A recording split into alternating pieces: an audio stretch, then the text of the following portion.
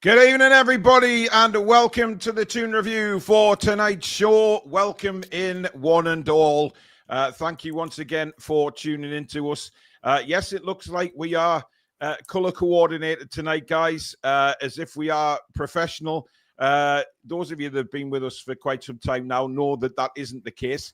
It is just by chance we all have the blue shirt on tonight. We don't message each other backstage or say, what's everyone wearing tonight? Nothing like that. It just so happens that the three of us are wearing the same shirt. So there you go. But it does look good. It does look like we're all color coordinated and professional. So we will go with that, to be fair. It's a long time since we've been able to say that. So, yeah, we're professional tonight. Anyway, I am joined by Mr. Stato and Mr. Trey. Good evening, gentlemen.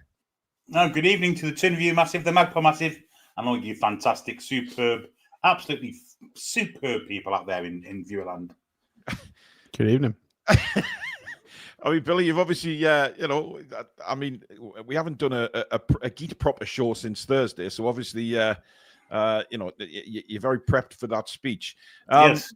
I just want to point one thing out, guys, because there seems in the Facebook group, which is building rapidly, by the way, we're over 5,000 members on Facebook now. So thank you very much to everyone. A big shout out to Newcastle women's player Beth Lumsden, who's also joined the group yesterday. So big shout out to Beth and thank you very much. When we don't schedule shows, don't panic. Is all I'm going to say, because there seems to be a lot of panic in the Facebook group when we don't schedule a show, and it's so everybody's sort of saying, is there a show tonight? Is there a show tonight? If you have your notifications on, guys, it will tell you if there's a show on, or you just simply go onto the YouTube channel and see if there's anything scheduled. Some people said, oh, maybe Paul needs to let us know if there's a show on or not. That's what the notification bell's all about, guys. If there's a show, it's there. It's not very difficult to go onto YouTube and actually see if we've scheduled anything in. I'm busy enough scheduling shows, doing videos, etc., not to have to go in and tell people if we've got a show on or not. So just check, guys. It's multiple sources you can check if there's any sort of shows on. But don't panic. Everything's fine. Everything's groovy in the world of the Toon Review. Anyway, if you do enjoy tonight's show, hit that thumbs up button as usual, guys. And of course, if you're new and you like what you see, please do hit that subscribe button. It is free of charge. We are over 42,500 subscribers now, on the way to 43. And with your help, we can get there sooner rather than later. It's completely free. And all we ask for is that you make sure the notification bell, as I've just mentioned, is pressed. So then you know if we schedule in a show or we basically post a video. You can become a member of the Toon Review by hitting that join button just underneath the three of us. And that will enter you into prize draws for all sorts of Newcastle United goodies, of course. And super chats are available, which is the $ at the bottom of the live comments. And that will be guaranteeing you to have your comment read out on the show as a thank you for super chatting. We've got a couple in already. We've got Philia, member for 5 months. Are we getting a stat or deep dive into our new players? Loving the coverage recently. I think that's Wednesday, isn't it, Alex? We're doing that one. Indeed, yeah. Funny you should ask that. It's in the works at the moment. Tonight is contracts and news. Wednesday is new players. It is indeed. So we'll have you will be abreast of all our new players by the time we take on Wolves on we Saturday. Didn't sign anybody from there, but no. I mean, Billy wishes we did because he could make lots of breast jokes then, you see. But he's fine. He's fine. Are you zenned out again now, are you, Billy? You must have just a low opinion of me. I do not make sexist jokes like that about tits. Thank you very much. Warren you could probably make a joke out of Stuttgart if you really tried hard enough. I couldn't. Yeah, there you go. Warren Dinning, Sam is the only pro on here. Well, thanks very much, Warren. Screw you. Not Jack, on here. Technically not at all. Yeah, Jack Black, member for 9 months. Jack Bland, sorry. Jesus Christ, it's starting already. I always love it when the TTR team have their matching uniform on. Was it organised or a happy coincidence? Well, Jack, we've explained that. It was a perfectly happy coincidence. Anyway, just before we dive into the contracts, guys, I want to talk to you about, basically touching on the video I did earlier on today. The backlash that seems to have come Nick Voltemada's way. 2 games for Germany, and already even some Newcastle United fans are writing him off, which I find unbelievable. And it's all started from this stupid comment that the Bayern Munich chairman made. And it seems to have gone into full flow with other teams as well, saying, you've wasted your money, you've overspent. Billy, we'll start with you. What do you make of it all? He hasn't put the ball in a black and white shirt yet. Oh, it's madness. Uli Hoeneß is famous, and not many people think he is famous, but he is. Because it wasn't for him missing a penalty against Czechoslovakia in 1976 in the European finals, we never had the Panenka. So he's famous for that. Indeed, yeah. He's a World Cup winner, and an excellent player he was, but he's talking absolute nonsense with this. Firstly, he says we paid 90 million euros to him, which we didn't, did we? 69 million pounds. It's about 75 million euros. So firstly, he's wrong on that. And secondly, he's yet to put a black and white shirt on. So how can you say he is overpriced? He's worth whatever we think he's worth. If we think he's worth it, then we pay it. Absolutely. And if he goes on the pitch and scores 15 to 20 goals a season and assists another 5 or 6, then it's money well spent, and probably you get more for him if you want to sell it again. So, yeah, it's just nonsense. They're just jealous of them not being able to sign him themselves. And also the fact that he's playing in a really poor national side at the moment, which doesn't help him out much, I've got to say. Well, Alex, the fact he was picked for both games proves how highly rated is by Hansi Flick, of course. And for me, the brief. I saw a bit of the game for Germany. Oh, it's Julian Nagelsmann is the manager of Germany. That's him. Now. Why did I say Hansi Flick? Who's Hansi Flick manager? He was the previous one. But yes, that's why I'm getting muddled up. Yes, of course it is. Nagelsmann picked him. So we'll just reverse that a couple of minutes. It's fine. I'm having a storming start to the show tonight, as usual, guys. Anyway, the fact is, Alex, that we don't know how Eddie's going to play him anyway, do we? Because we don't know if he's going to play him as an out-and-out striker or whether he's going to play him behind Wissa. He's got options now, Eddie, hasn't he? So, to write him off at this stage is just absolutely ridiculous. Well, yeah, it's absurdity. I think there were a lot of flashes of brilliance that we saw. I mean, let's not forget he was credited with the assist for the Gnabry goal. I thought he held it up well, linked up play, had some opportunities in the box. And if you go and watch the highlights of some of the opportunities, some great first touches to provide himself some space for a shot. However, there were 32 Northern Irish people in the box to try and block it. So it's just one of those. It wasn't that bad. I don't think they played overly well. They made subs. And I think Voltemada's got to be used in a certain way. He's a very different type of player. There's a few quite good videos on YouTube about Voltemada already. I mean, we might try and do one ourselves. Because he's not your traditional out-and-out 9, but he's got, as I've previously said, other people have described him as a 10 in a 9's body, which makes a lot of sense. Yeah. And as for Uli Hoeneß, as you said, Paul, well, just a quick Google search will, if you want a quick check as to the moral compass and history of this bloke and where his head's at. And he was involved in a tax evasion scandal in 2014, prisoned for 3.5 years. He had over £28 million from the authorities. So Mr. Uli, which is all you're going to be called, Uli, with first name in you, because you need to earn respect to be spoken to nicely. Yeah. Get out the papers, mate. You resigned from Bayern Munich when that all happened, and you shouldn't be back in the job, to be honest. You shouldn't. You're a bit of you're a criminal. I mean, you are a convicted felon, to be fair, and you're talking up internationally about other clubs. Know your place. Shut up. There you go. You've been put in your place by Stato. You are a felon. The one thing that got me, Billy, was the comment he made about Newcastle. They're not playing football. They're taking part in a Monopoly game, which I found incredible. Not one mention of how much Liverpool. Oh, not that Bayern have been doing that in Germany. No, exactly. 20 years at all. And the fact is, no mention of all the other millions of pounds that other football clubs have paid over the last God knows how over the last transfer window. Yet we get called out for playing Monopoly after signing Voltemada. I mean, it's incredible. Well, they paid over £100 million for a 30-year-old statue. I know. And how much did they pay for Nicholas Jackson on loan, by the way? Let's not forget that. A lot of money. I mean, the Bayern Munich can hardly accuse other people of spending lots of money because they spent the most in Germany by a country mile. Yeah. And then, of course, in England, Newcastle don't even make the top 4, top 5. So, Yeah, when the local rivals are spending more than you in a transfer window, and they're accusing us of playing Monopoly, well, what are they playing? different game to us, isn't it?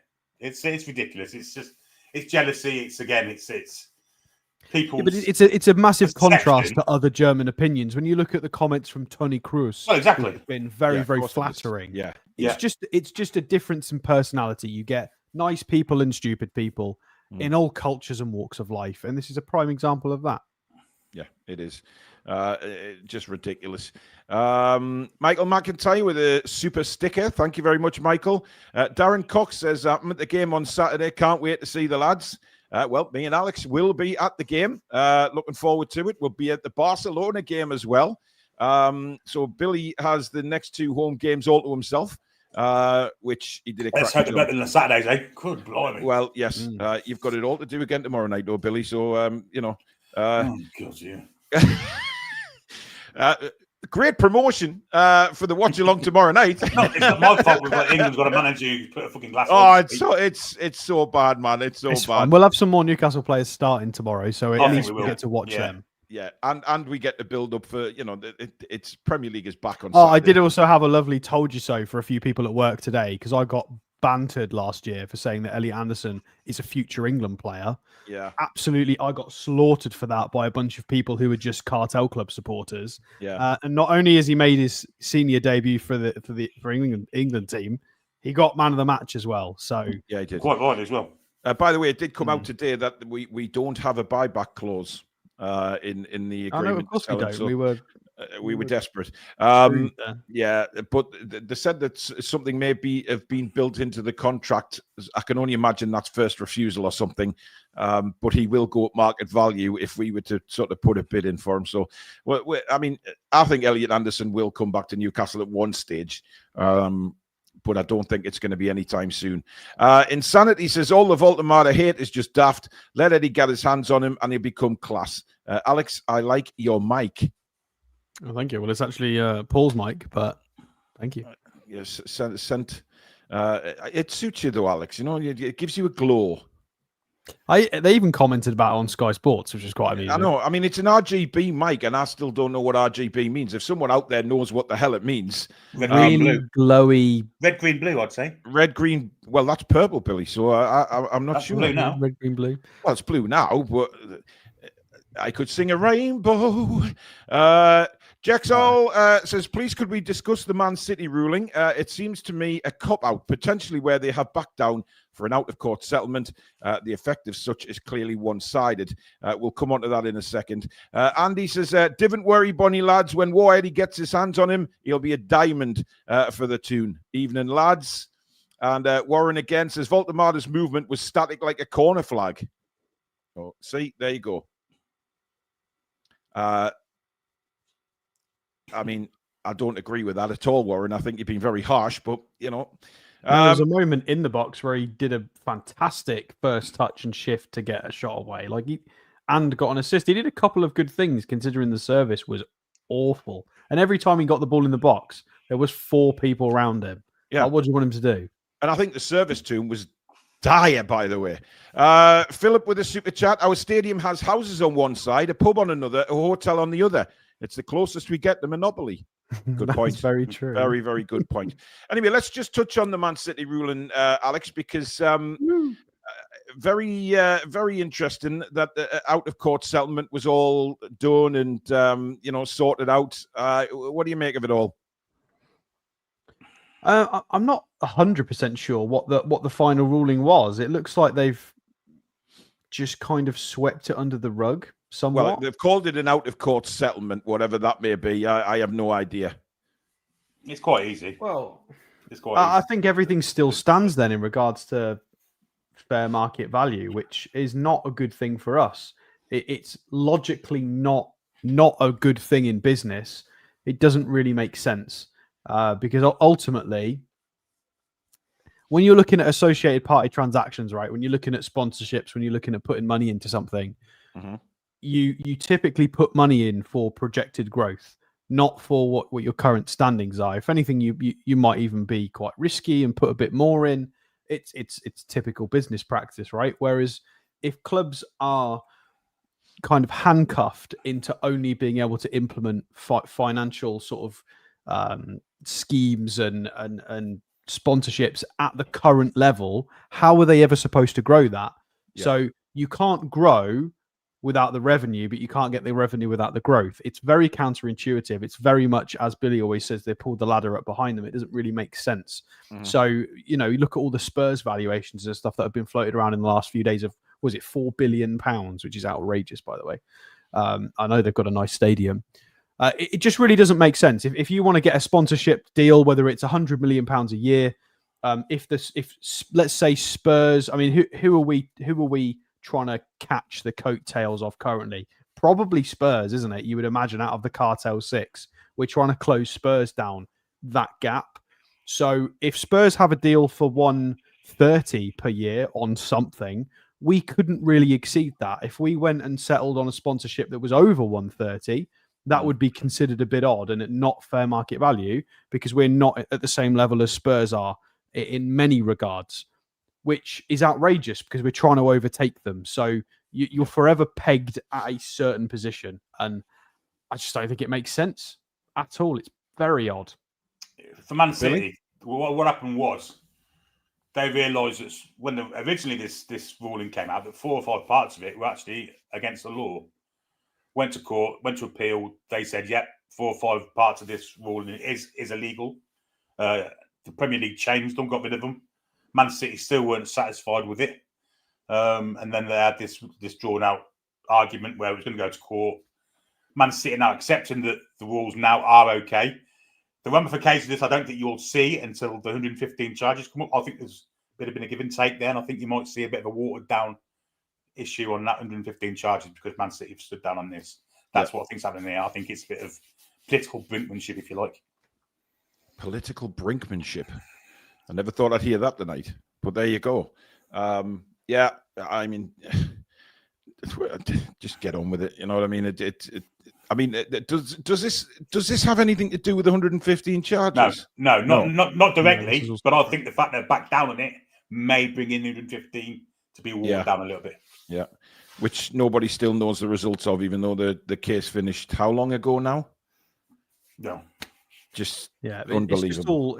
I've brought up the excerpt from Sky Sports. So it says that the Premier League's board reviews each transaction to assess whether it believes they represent a fair market value. Yeah. So it is very much the Premier League's board, which of course we know there was this horrible meeting between the Red Cartel CEOs and owners, and obviously the Premier League, what's his name, Richard Masters. And then the league says the rule helps to build fairness across the division by ending a reliance on enhanced commercial revenues linked to the club's ownership. So again, the horse has bolted because everybody benefited from this 10, 20, 25 years ago. Yeah. And now it's a case of there is no fairness. So there is a reliance on enhanced commercial revenues based on historical success and financial doping. But you know, you're not allowed to do anything now. Even if you have a stable business and a stable ownership group, you cannot push, you cannot progress. You just have to stand in place and hope that your on-field stuff is doing the right. You know, you've got to overperform on the field one season so you can then grow a little bit off the pitch, and you have to slowly ladder your way up. And even then, PSR, because it's in a 3-year cycle, you then get stuck like Aston Villa have done, and they might slip back down, which would be really sad. Yeah. I mean, said with so much sarcasm. Not a fun topic, unfortunately. It's horrible. No, absolutely not. Right. Well, let's move on to the main topic of the night, and we'll talk about contract, because Alex, you wanted to do this show just to have a sort of general chat about where Newcastle go with these players. And I think it's kind of interesting because I know, you know, the season's just started and contracts don't run out till next summer. But for me, it's very interesting to look at, because Newcastle will have to make decisions on certain players, whether they're going to renew their contracts, extend them, let them run down, or if they sell them in January, because obviously decisions will have to be made whether to sell a couple of players in January so that we actually get something for them. now that the window's closed for this summer, it's now down to January to see if they are going to try and cash in on a couple of players who maybe won't be getting the contracts renewed. 100%. There's definitely turnover for next year as well. I mean, I've got something to share. Hang on, bear with me a second. So, while you're doing that, I'll read a couple of super chats, Alex, just so I don't fall behind on them. Philip says, I've read that one. Jens, if Scums or Scums Pool came up with a deal 50 times what they have now, not a fucking word would be said anywhere. Fuck the cartel and cheers, guys. Jens, very, very passionate. Agent Tex says, if Man City get no charges, do we say F it and do what we want?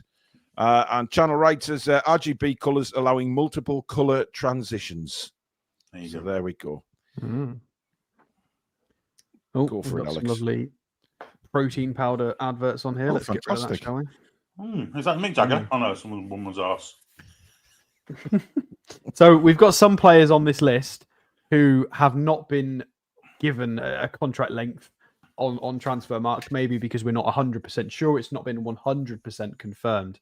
That is going to get really annoying. We're just going to leave it for now. So we do have Lewis Hall, who apparently we don't know his contract length, but I would imagine it's beyond next season. It's probably going to be quite lengthy, as is Anthony Elanga's, as he's just signed, so not an immediate concern. Well, with Lewis Hall, Alex, surely we're looking for an extension on Lewis Hall before it gets anywhere near running out, because... Well, it depends on the length of the contract that was originally signed, because you've got to remember we did only finalise that he was on loan. So when it was actually then signed, he's probably got a fair whack left on it. He has, but he's only you on. Don't like have to deal with it straight away. There are other pressing concerns which we will get to. Okay. Harrison Ashby, I don't know how long he's left on his contract. I can't imagine it's very long. No, he's been here an awful long time. Put a pin in that one, because don't know about that. Malik Chow and Jacob Ramsey have only just signed, so it's very likely to be 5 years plus, you would imagine. I'd be surprised if it was anything lower than that.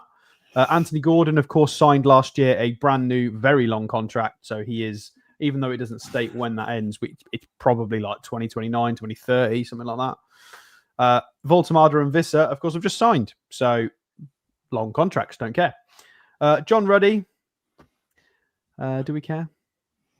Well, I mean, John Ruddy will probably just keep getting renewed and renewed. I mean, I think he will do. It looks like, until he's finally given the coaching role, which we all know that's what he does anyway. Well, it's when we scroll up. There's when we scroll up slightly further. Do we then get a proper? If I can get it to settle on 2026, there we go. So this is where it gets juicy, and this is what we need to pay attention to: is this list of players here. So the first two on this list, you have Nick Pope and Aaron Ramsdale. So that is both first and second choice keepers, because of course Martin Dubravka has departed the club. We're not going to count Mark Gillespie in this conversation because he's not a goalkeeper. He's a party planner. So Nick Pope, of course, coming to the end of his contract next summer. And Aaron Ramsdale is on loan with the option to buy him. So at the end of the summer, or as we're approaching the end of the summer, we are going to have to make a decision on a goalkeeper. Is Aaron Ramsdale going to be our new number one? And are we going to buy somebody younger to shadow, to learn? Or is it still going to be Nick Pope? Is he going to get extended for another 1 year, couple of years? So there is going to be a serious goalkeeper conversation to be had towards the latter stages of this season. Any thoughts, guys, as to how that's going to unfold? Because I think it's probably going to end up being Ramsdale. Slowly throughout the season, it will tip towards him. That's what we've all predicted, haven't we? At some point, Ramsdale will take over. I'm under no disillusion of that. I think he will. We're all just waiting for that Nick Pope howler, aren't we? Where we can all just turn around and say, "Get Ramsdale in. He should have been in before now." As I've said many, many times on this channel, whenever there's a back pass to Nick Pope, I literally touch cloth. You can tell in my commentary, it happened at Leeds when he came out and completely miskicked the ball. Luckily, it went out of play. But I nearly broke into another crazy vocabulary of swear words at Nick Pope. But I do genuinely believe Ramsdale will take over, and I genuinely believe we'll buy him at the end of the season. I think this is Nick Pope's last year with us.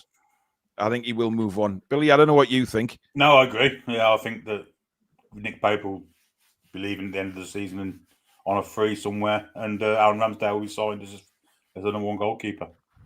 Well, unless we extend him with the view of trying to get some transfer fee for him, because if we get to January and we extend Nick Pope by a year, so here's a thought, Alex. Here's a thought: 3 to 5 mil. If we get to January, okay, Ramsdale is then number one by the time we get to January. Will Nick Pope want to stay, or will he maybe come to an agreement with Newcastle to move him on and get a fee for him? It very much depends on the situation, because we've got such a high quantity of games this season. Even if he does drop out as the number one, he might have enough games where he thinks, oh well, I might be able to strong arm the number one back, because he would be rotated in quite a lot, you would imagine.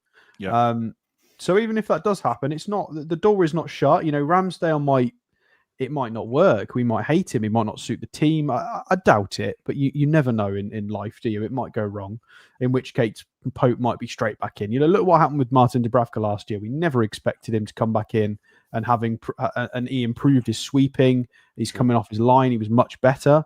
And then he went on a 9-game win streak with Dubravka in goal. So you never know. However, a cheeky little contract extension, maybe even now, before that happens. And then at the end of the summer, at the end of the season, when we get to the start of the summer, we might be able to get a little cheeky 3, 4, 5 mil transfer value if he wants to go somewhere, or if somebody wants him. It could be an idea. It's what we did with Sean Longstaff. It's why we got a reasonable fee for him in the end, although we possibly deserved a little bit more for him.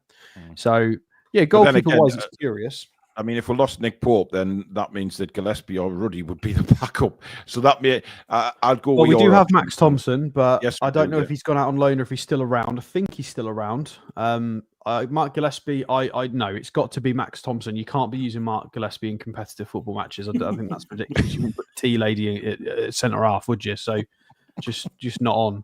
I don't think Nick Pope would sign another contract, because it's not financially worth it to him to sign it, because he can pocket the whole transfer fee, what he's worth, next summer. So I don't think Nick Pope signs a year. Not a year. He might sign a 2-year or a 3-year, but I just don't see us offering that. Well, defenders, obviously we're going to skip Mark Gillespie up there. We'll ignore that. Defenders-wise, as you can tell, Alex is such a big fan of Mark Gillespie. It's £40,000 a month that we pay him. We pay him 10 grand. Apparently, we pay him 10 grand a week, and he does not play football. The only reason I'm so bitter is because we've signed John Ruddy to be an example setter in training and to be an experienced goalkeeping player in that setup and that squad, making Mark Gillespie's role redundant in that squad, in my opinion. I appreciate that he's from the area and all of this, but at the end of the day, it's why.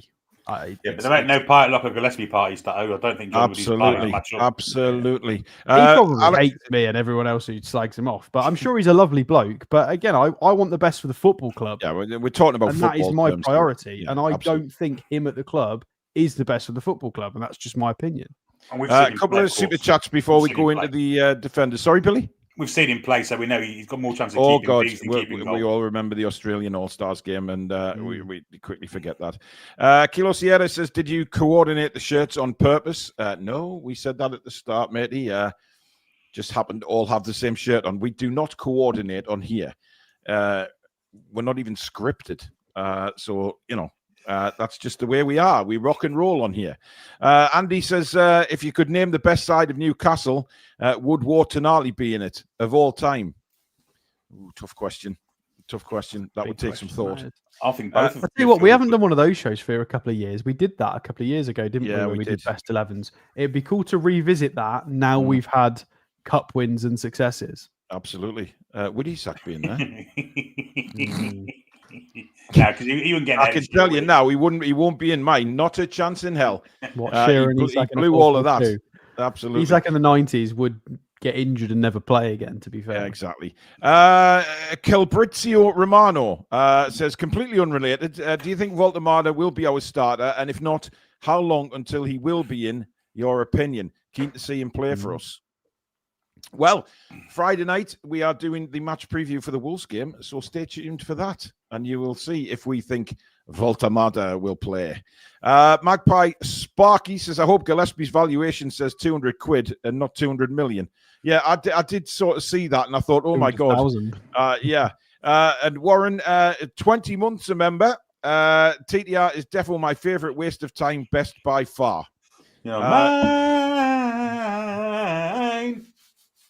You're my favourite waste of time. Remember that song? I love that song, Billy. I think it's a great song, yes. But you've just literally wasted 5 minutes of the show there by singing it. It takes that long. Absolutely. But Warren, if I didn't know you better, you are sarcastic, but we love you and you're a valuable member of the channel, so thank you. Right, let's move on to defenders now then, Alex, shall we? Right, well, this is quite a big one because obviously there's 4 defenders in that list. You have Emil Kraft being a right-back / centre-half cover. You have Jamal Lascelles being centre-half cover across both sides. Fabian Schär, again, centre-half starter at the moment. And Kieran Trippier, who is arguably, or I say not arguably, who is a starter at right-back. So that's 4 big defenders gone, let's be honest, because Fabian Schär and Kieran Trippier are starters, Lascelles and Kraft the rotation. So that's a huge loss. Like I appreciate that we have just signed Malik Chow, and hopefully we can get Botman in a bit of a situation where he's not as unavailable injury-wise. But that's a lot of defenders to lose off the books. Certainly if Harrison Ashby's not going to come good, Alex, I think we can write Harrison Ashby off, mate. That ain't going to happen. Well, you never say never, but it concerns me. Obviously, Fabian Schär, we keep putting a question mark over this every season, don't we? And I tell you what, I wasn't keen on Fabian Schär's season last year, but I think this season he's been fantastic so far. His preseason was really good. He's definitely rolled back the years. Maybe it's the fact that we signed Chow is just give him a kick up the arse, Alex. Potentially, yeah. But how long can we keep just throwing another year at Fabian? How many years can we keep doing that for? It's going to not work at some point. Yeah, I honestly think if you ask me between Trippier and Schär, who do I think will leave? I think it'll be Trippier. Yeah, I do as well. I mean, I would love to keep both of them. However, we're only in September. So in their current forms, I would love them to both be here for the rest of this season. But then we would, unfortunately, due to their age, we'd have to revisit this conversation in May because they might have a shocking year. We don't know. They might start getting injured all the time. For me, we have no idea as fans. Trippier hasn't looked great this season. I think he's been okay. He's been okay, but he's not at the, okay. The thing is with Kieran Trippier, you would never be able to replace him with anything near the quality with the money we've got available. We'd have to pay so much money to get anybody even remotely as good as Trippier in terms of technique, reading of the game, leadership skills, experience. You can't buy that. So we might that's why we've got Livramento, to be fair. And Livramento's learning a lot from Trippier, isn't he? So like take Mark Gillespie off the books and give his money to Trippier and say, well done, lad. Stay with us. You deserve the money. You've been a fantastic role model and an ambassador for the club. I guess on the pitch, we'll say. And yeah, just keep him happy because he's a fantastic bloke. He's done so much for the football club. So I think you should be chucking the money at players like Kieran Trippier and saying, look, just guide our youngsters through, keep it going for us. You need those players. I mean, Billy, I think Trippier would have gone this summer if he had his choice.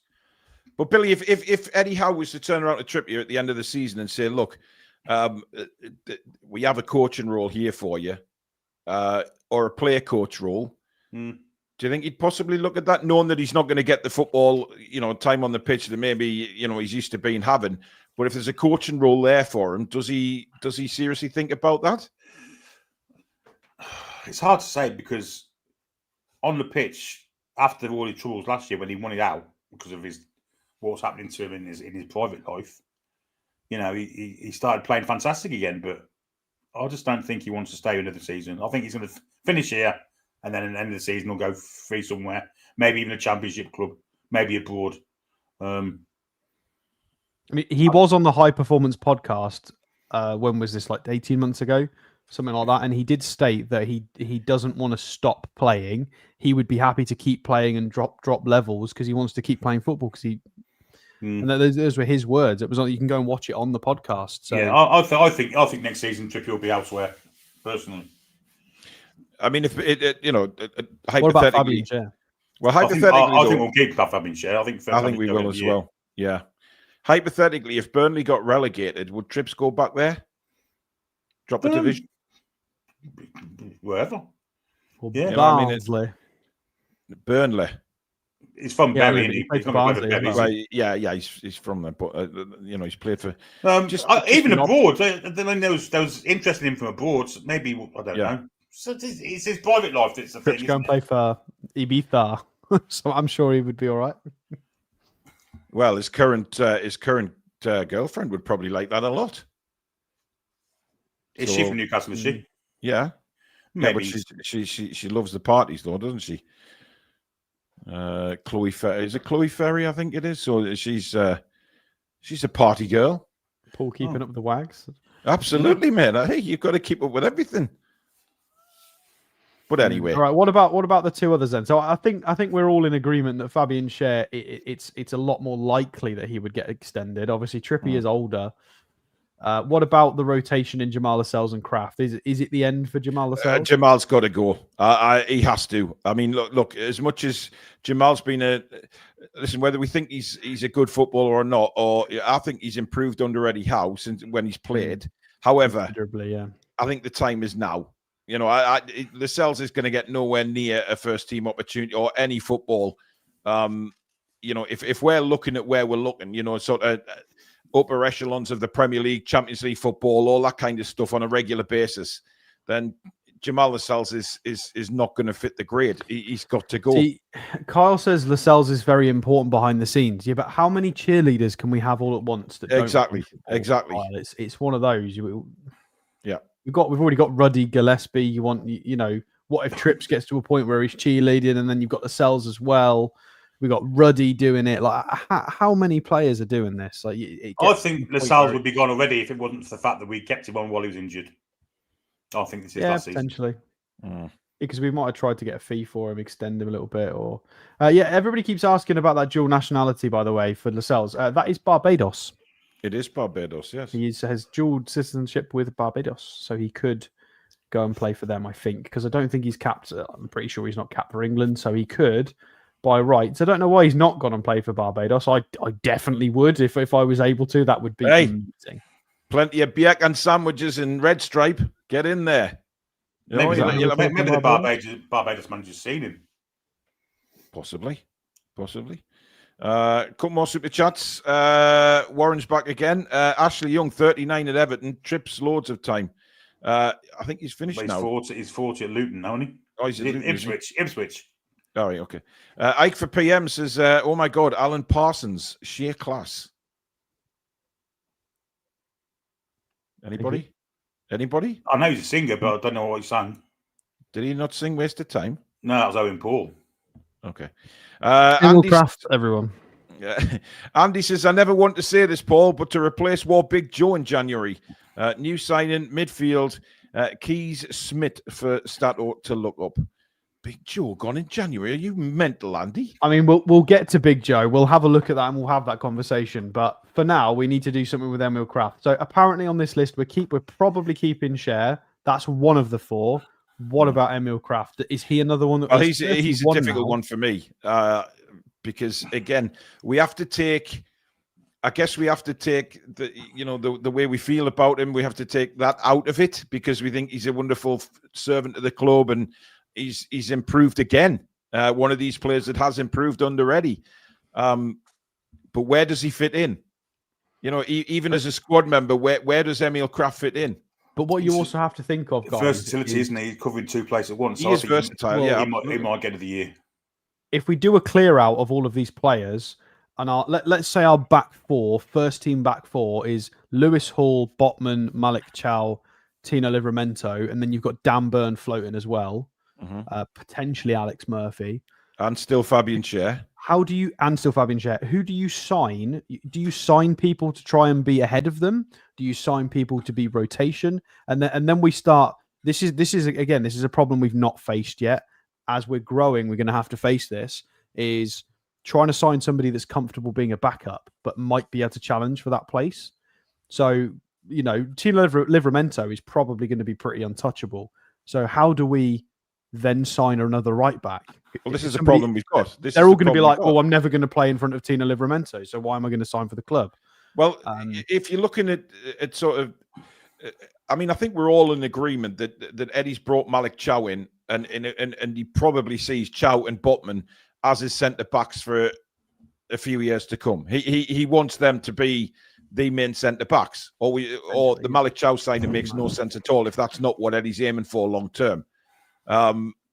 So there you've still got Shea, you've got Byrne. So centre backs, centre halves, that's fine, but it's fullbacks. If you're left with, so let's say Trippier goes and Kraft goes and Harrison goes, maybe Alex Murphy stays as backup. So you've got Lewis Hall, Tino Livramento. That's it. That's what I think. It's not enough, right? And Alex Murphy to maybe cover the left back role if he's going to be a left back. I'm in agreement with Billy. Then obviously, I think Emil Kraft would stay, and then it takes it. We know we've got to. You've got Shahar in the youth setup, but is he going to be ready? I mean, he's very highly rated, hugely impressive at England youth levels. Emil Kraft never complains of disease. He's one of these perfect professionals who come in and do a job whenever he has to do it. He will, never any drama. Yeah. I don't think you. I think you'll get. I think you probably have to keep him for another year, don't you? Actually, there's a good comment there coming from. Where's it gone? Flying. These comments are flying through. Tony Hunter says Kraft is a modern day Aaron Hughes. That's a fair comment. Yeah. Yeah, absolutely fair comment. Oh, we let him go way too early. Ashby's progressed. Paulie says Ashby will stay. Definitely seems to have progressed from what we've seen.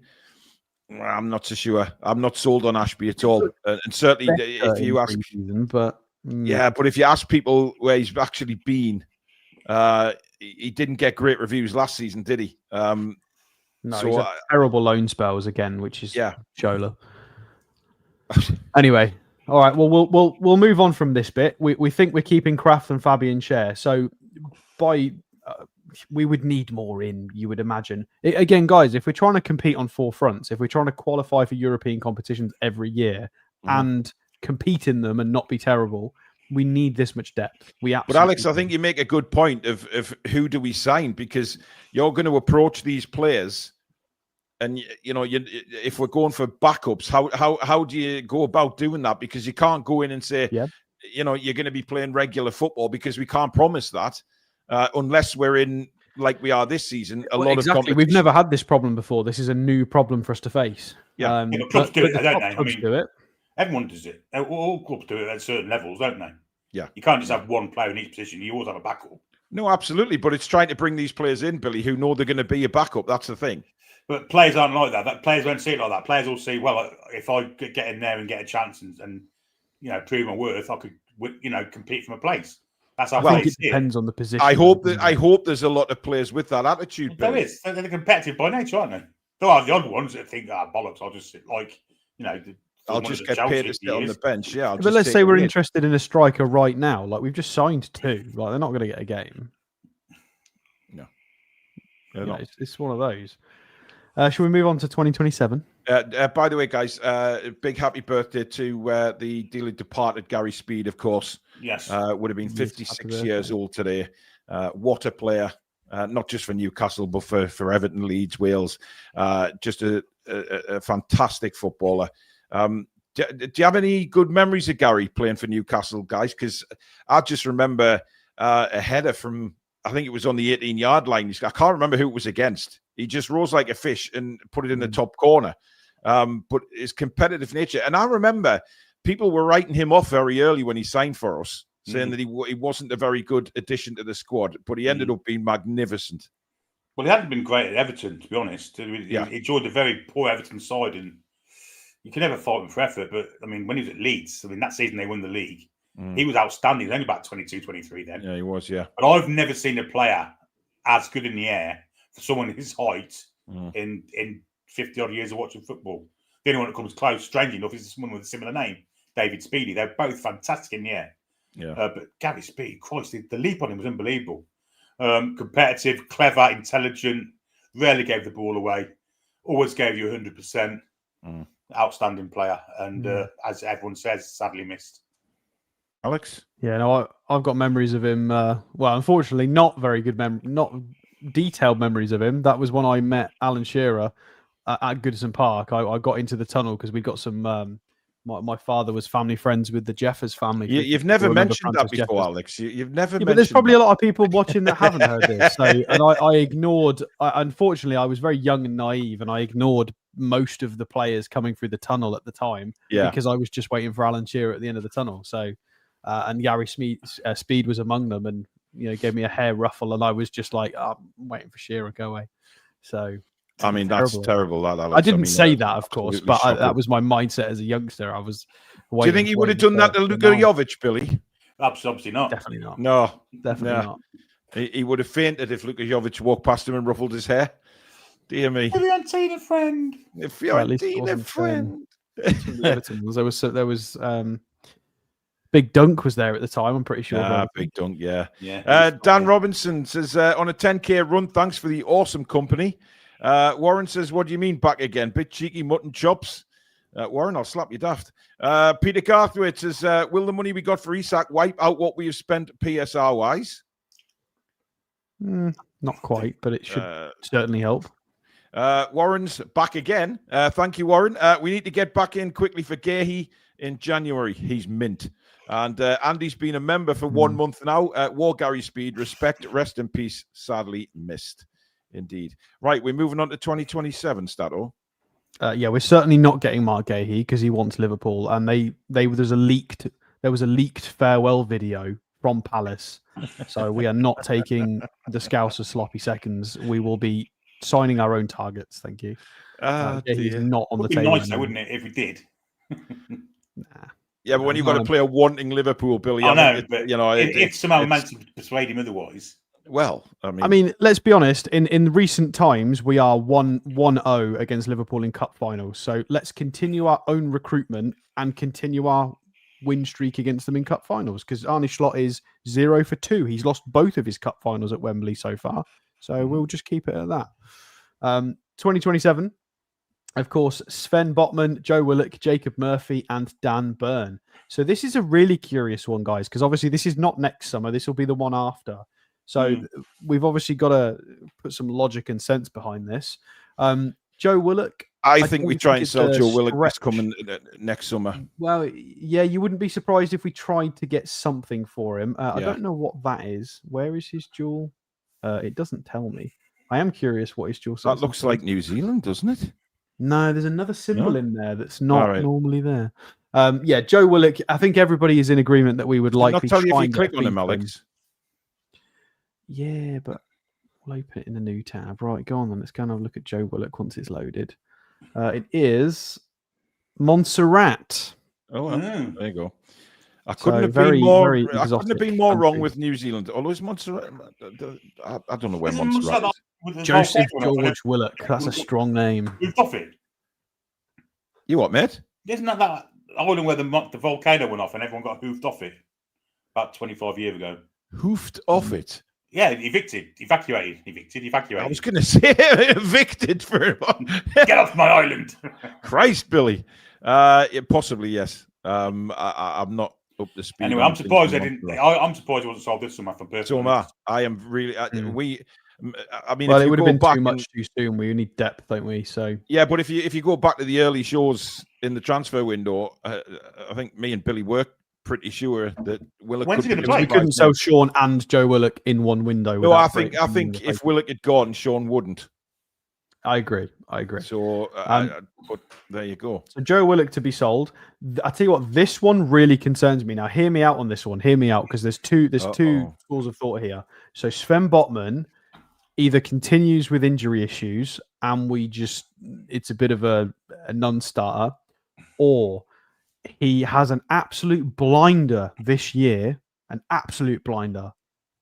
he's only got 1 year left on his contract. And then we're in a bit of a pickle. So what you're trying to say, Alex, is he needs to prove his fitness maybe this season? Well, Because yeah, but if he has then another even if he does, season- that might not be great for the football club, because let's say he stays fit this year and becomes what we know he can be, because we know he's a Rolls Royce when he's fit. Yeah. Let's say Botman plays 40, 50 games this year and he's incredible. Mhm. He's only going to have 1 year left in his contract, and clubs will come circling for maybe trying to get him to run his contract down, cheaper fees. We don't want heads getting turned again. Sven Botman could be a problematic situation, or none of this comes to pass and he continues to be fairly injury hit and it's just not really a thing anyway. So Botman's a strange case, contract wise. I'll get that. I mean, look, I think this is a big season for Sven, given how long he's got left on his contract. I think, obviously, I think as much as everybody says not to be concerned, I think there will be genuine concern behind the scenes of whether Sven can stay fit. And I'm not saying that in a negative way. I'm thinking, given the how much we could get for him, given the time he's been on the pitch, I understand that it's a risk if he does have a dodgy season again and we try and sell him, people are just going to think, well, he's always injured. So I think it's a big season for him personally, because I think there will be a lot of worry behind the scenes that he could break down again. I hope not, because I'm like you. I want to see Sven Botman at his best, because we all know how good he is. But if injuries keep plaguing him this season, then do Newcastle just look and say, well, you know what? We can't take the chance. Well, we need a forfeit for anybody that calls him Woodgate. It really gets on my nerves. Let's not forget that after Woodgate, after Woodgate left us, he went to Real Madrid. We got our money back and more, and then played another 5 or 6 years for Spurs. So, after he left us, his injuries weren't as bad as what people perceived. Yeah. I mean, look, I thought some people criticised him for his performance against Leeds. I thought he looked brilliant against Leeds. Yeah, I agree. I thought he was fantastic. So, he just needs to get match fit and stay match fit. I think you take a gamble. I think you give him a new contract now. Now?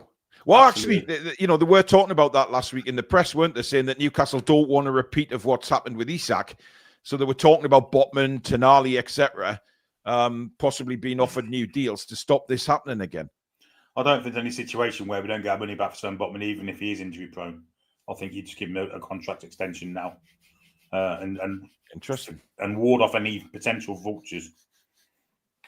Well, I mean, risky, but it might be worth it, because if he has a blinder and he's a £80 million defender, got to be really, really careful, because he'll only have a year left and we won't be able to get the fee for him. And if we have an issue with him attitude wise, hopefully we wouldn't. But obviously he was one that put out an Instagram post to the departing Isak.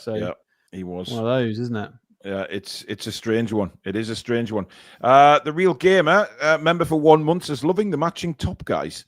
Dan says, for Joe Willock, taxi fare and a Twix. Warren says, Montserrat, isn't that where Isak's from? Yeah, Chuck. And Andy says, instead of Willock, Stato, have a look for me, please. Keys Smith, January. Will you stop mentioning Keys Smith, Andy? He's not linked. We only look at players who are linked, buddy. And we're doing a contract show, so we're looking at our own players today. Yeah, Keys Smith, hopefully, maybe one day will get linked with us. But at the moment, we only do sort of deep dives on players that are linked and seeing what they could bring should they ever sign. If he's linked, I mean, become a journalist, Andy, and get him in and get him linked, and then you never know.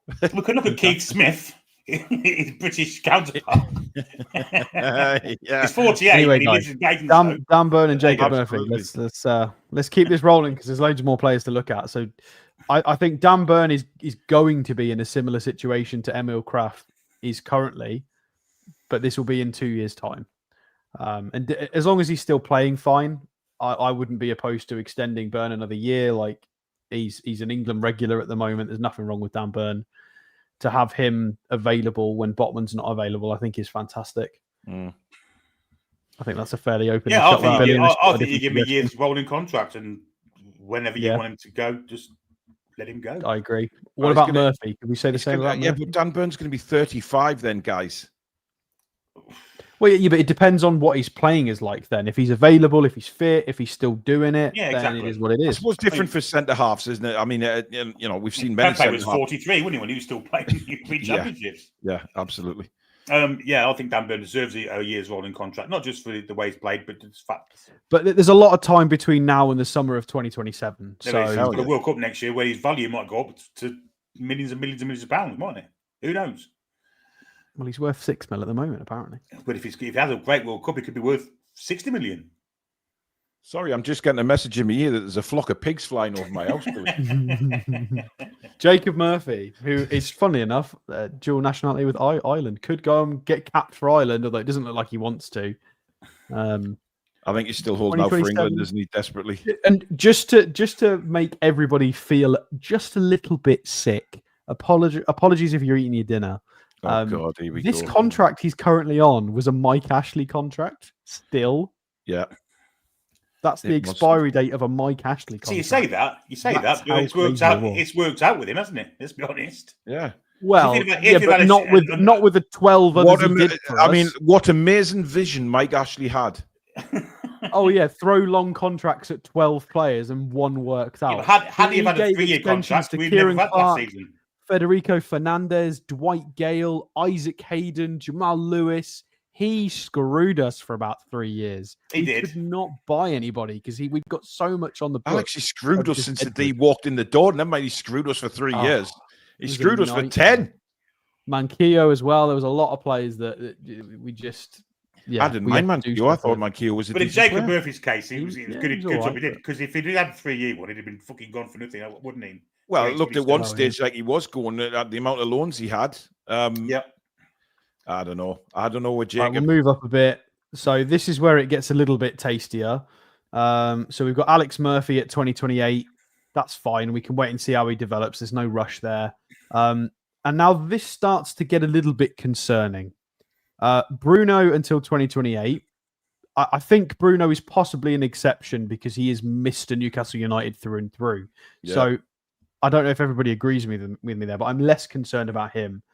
I would be more concerned about Tino Livramento and Sandro Tonali. Those are the two that really concern me contract-wise. Because I think out of the people that need renewing, right? Out of the people that I think need new contracts, I would go for Tonali, for Tino, and for Lewis Hall. They are the three that I think we really need to bump up their contracts and lock them in. Yeah.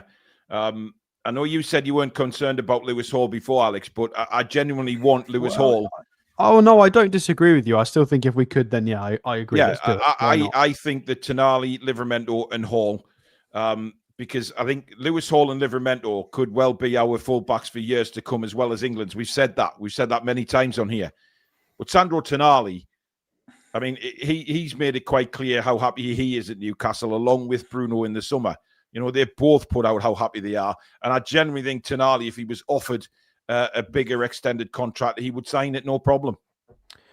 I appreciate that we're slightly biased on this channel, being big Newcastle United fans, but anybody in the chat or you two, name me 3 better fullbacks in the Premier League than Tino Livramento that are 22 or younger. There isn't. There isn't one. There isn't. And we know that. There isn't. And that's not us being biased. That is being it concerns me. Fan. It concerns me because I feel like Tino Livramento's and people are starting to notice how good he is now. He's getting national attention now. We're not keeping this quiet. There were links to Man City as well.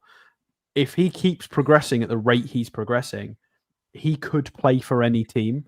Like I think he's one of a few. Not anybody in our squad could do that. I think Bruno, possibly his lack of pace could be an issue, but Bruno, Sandro Tonali, Tino Livramento are 3 players that you could put in any team on the planet and they would not look out of place. They would be absolutely fine. Obviously, we want them to stay in black and white. And players that fit that criteria, you have to lock down to contracts. Because if somebody does come swanning in and tries to strong arm a transfer, at least you've got fighting power with the contract length so you can get a good fee. So we really do need to be careful, I think, with Tino Livramento. I think he's one of our biggest assets now that's remaining in the squad. Depends what we do with some of the newbies. Obviously, Jacob Ramsey, Voltemada. If we progress those could be superstar transfer values in the future. But we want, like, the current one is Tino. Like, if we don't look after the contract of Tino, if he has another, let's say he could be the World Cup right back for England next year. Hands down. He should be. Very likely he will be. And Lewis Hall should be the left back. Very likely won't be. Well, yeah, but he's got Miles Skelly, who everybody bloody loves, don't they? So I don't see any way that people can look at Lewis Skelly and say he is a better player and a better fullback than Lewis Hall. And again, I'm not being biased. Well, maybe he's a little bit. Well, they're very different fullbacks, but yeah, Lewis Hall, I think, is Lewis much Skelly more is so clumsy. better defender, set pieces, passes. It's Yeah. Lewis Hall all day long for me. Lewis If the Skelly national media don't know that Lewis Hall's better, then fine. That's fine. It's good for us. I'd tie down Tino now. There's another one I'd get in for negotiations right this minute. And Tonali, if possible. But I've got a feeling Tonali won't want to go back to Italy come 2028. Yeah, but Billy, there's no money in Italy. There's no real pull to go back there. There is. Well, there is, Paul, yeah, there when is. he finishes his end of his career, maybe. But 2028, it's not going to be the end of his career. He's going to be 28-year-old. Yeah, Still be in his prime. It'll be a big money move. It'll be a free transfer. He'll pick up a nice bit of wedge for it, and he'll be back home where he wants to be, I guess. I don't think he stays beyond 2028. I don't, honestly. I want him to. We might be looking into a contract now. Well, if we do, and he accepts, then fine. But I just don't see it personally. Well, I think Tonali, Livramento, and Hall are the three. I'd sell Barnes in January if I could. Will Osuna is contracted until 2029 as well, which is great. Which is why we were going to get so much money for him off Frankfurt before that fell through. Yeah. Samsonite Dove, member for 36 months, 3 years a member for Samsonite Dove. And I remember calling him Samsonite Dave for the first probably 2 years of that membership. So there you go. Botman should get a performance-based contract extension now. And 3 years, time flies in good company. Absolutely, mate, it does. Andy says sorry. And Warren, I've got no idea what you're talking about, mate, to be honest. I think you've had a few tonight. Anyway, there you go. That is the show. Thank you very, very much for watching. It's been great conversation tonight, as it always is when we look at these type of things. Tomorrow night is the England game with Billy and Alex, of course. God help them. Who are they playing tomorrow? Serbia away. Ooh. A bit of Mitro. A bit of Vlahovic. Yeah, so... Well, I'm assuming Tadic is retired. He's been around for bloody donkey's years. I'm not sure. But if I am free, I might jump on as well just to laugh at England, but we'll see. So that's tomorrow night. Wednesday night, we will take a deep dive into our new signings. So we will see what they will bring to Newcastle United and how maybe Eddie can utilise their strengths. And Friday night, we've got the preview of the Wolves game. Saturday, we've got the Wolves game live with Billy. You'll get a reaction from me a bit later on in the evening because I am at the game with Alex. And then on Sunday, we will have the review of the game. So loads to look forward to on the Toon review. Andy's jumped in with a super chat there saying you are the best. Thanks, Andy. Thank you, Andy. But please do give a like if you've enjoyed the show tonight. And of course, if you're new around here and you like what you see, because we have plenty non-subscribers who always tune into the shows, hit the button. It's completely free. All we ask for is that you hit that bell so you never miss an upload or a live show. And we will be back with you very, very soon. Thank you for all your super chats and memberships. Can I just say, Paul, was it yes, last month? I would say big thanks to the viewers. Was it over 1 million views last month? We had 1.5 million views in 28 days. That's fantastic. Which is staggering. Absolutely staggering, yeah. So thank you, guys. We've never hit that before. That was mental. Italy are currently losing to Israel. Dear me. Anyway, thank you, mods. You've been a dream again. And thank you to Alex and Billy. But of course, the main thanks goes to you guys for tuning in and spending an hour or so with us on this Monday evening. Have a good rest of your evening, and we'll see you again very soon. Good night. Away the lads and lasses. Come back and check out the breeze.